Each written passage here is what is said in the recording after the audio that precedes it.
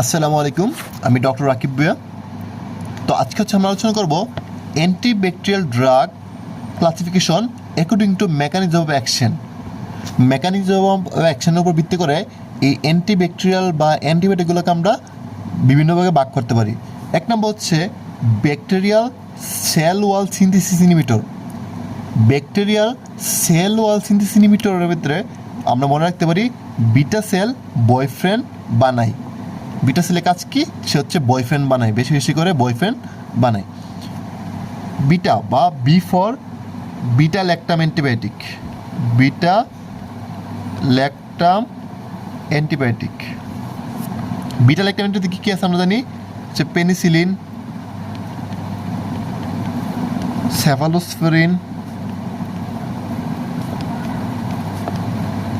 দেন হচ্ছে ভ্যানকুমাইসিন।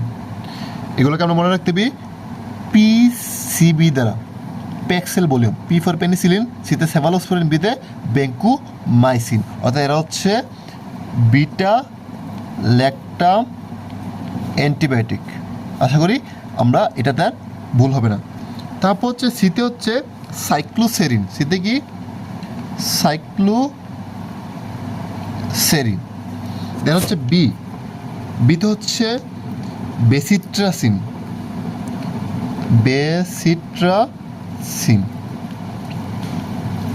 তারপরে এফতে হচ্ছে দুইটা, ফসফোমাইসিন,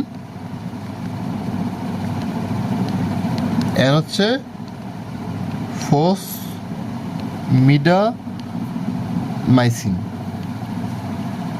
দেন বিতে হচ্ছে ভ্যানকুমাইসিন।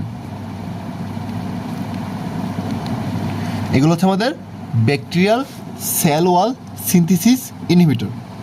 তো আশা করি তোমরা সবাই এই জিনিসগুলো ইজিলি মনে রাখতে পারবে। তারপর হচ্ছে ইনহিবিট প্রোটিন সিনথেসিস। প্রোটিন সিনথেসিসটা আমরা মনে রাখবো চিট। আমরা জানি একটা টায়ার আছে CAT, চিট, বা এটা দিয়ে আমরা মনে রাখতে পারি আমাদের প্রোটিন সিনথেসিস ইনহিবিটরগুলো। সিতে কি? সিতে হচ্ছে ক্লোরামফেনিকল।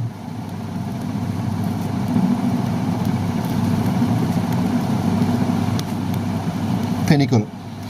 ইতে হচ্ছে এরিথ্রোমাইসিন।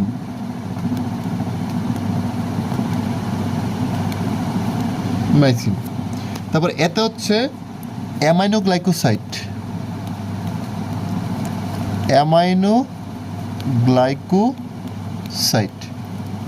আর টিতে হচ্ছে টেট্রাসাইক্লিন। তাহলে এগুলো হচ্ছে আমাদের প্রোটিন সিনথেসিস ইনহিবিটর। এর মধ্যে বলবা CRE। প্রথম দুটো হচ্ছে 50S রাইবোজোম ইনহিবিটর, আর পরের দুটো হচ্ছে 30S রাইবোজোম ইনহিবিটর। আমরা জানি ব্যাকটেরিয়া যেহেতু একটা আদিকোষী প্রাণী, তার ইয়েটা হচ্ছে 70S রাইবোজোম। এই 70S রাইবোজোমটা কী আছে? 50S আর 30S। এর মধ্যে 50S হচ্ছে প্রথম দুইটা, আর পরের দুইটা হচ্ছে 30S প্রোটিন ইনহিবিটর। তারপর হচ্ছে inhibit cell membrane synthesis, inhibit nucleic acid synthesis. তো এটা হচ্ছে আমরা মনে রাখবো আমাদের একটা ইসিজি আছে। আমরা সবাই জানি যে ইসিজিতে আমি কী জানি? POF, QRS কমপ্লেক্স, দেন TOF। আমরা সবাই ভাবে জানি, তাই না? PQRS TOF। আমরা এই দুটোকে আমরা সিরিয়ালি মনে রাখবো। POF দিয়ে হচ্ছে ইনহিবিট সেল মেমব্রেন সিনথেসিস, আর QRS দিয়ে মনে রাখবো হচ্ছে নিউক্লিক অ্যাসিড সিনথেসিস ইনহিবিটর। এখন inhibit cell membrane protein synthesis হচ্ছে P দিয়ে। পিতে আমরা মনে রাখবো পলিমিক্সিন।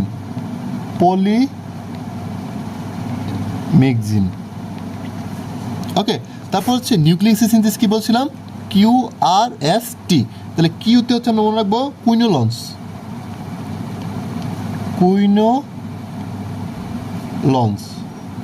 তারপর আরতে মনে রাখবো আমরা রিফ্যাম্পিসিন।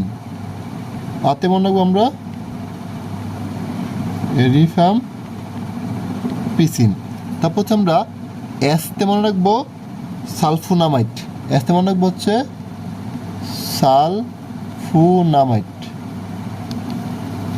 আর টিতে মনে রাখবো হচ্ছে ট্রাইমিথোপ্রিন।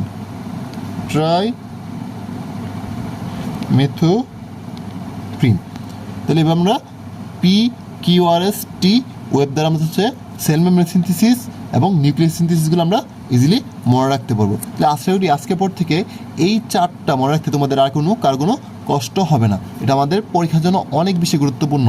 সো এই জিনিসটা সবাইকেই মনে রাখতে হবে। তো সবাইকে অনেক ধন্যবাদ ভিডিও দেখার জন্য। আসসালামু আলাইকুম।